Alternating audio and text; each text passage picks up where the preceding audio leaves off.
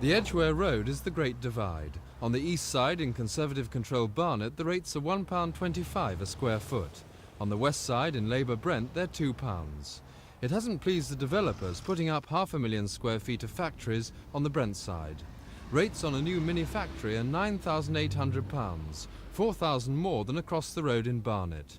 So, to encourage small firms to move in, the developers are saying that they're moving Brent into Barnet and are subsidising the rates to the level they'd be in the Conservative borough.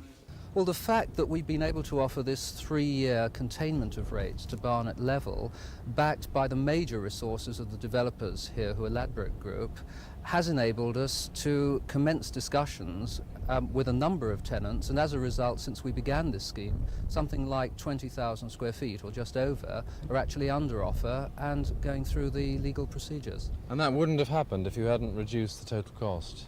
No, we believe not. It's quite unusual to have this uplift in lettings activity just as one's going into the summer holiday period.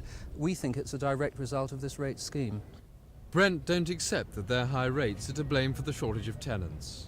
Well, I mean, I don't think that's true, because the obvious question to ask is why are they bringing forward this development? Why has there been 1 million square feet of new development in Brent in the last 18 months?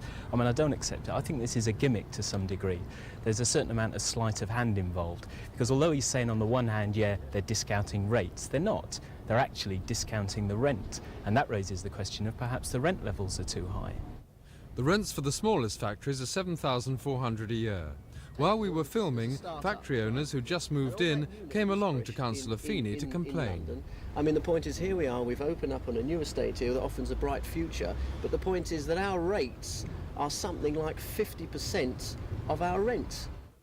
For those who get the developer's subsidy, the rates will be lower, for 3 years at least. Simon Neve at the Capital Industrial Park for Thames News.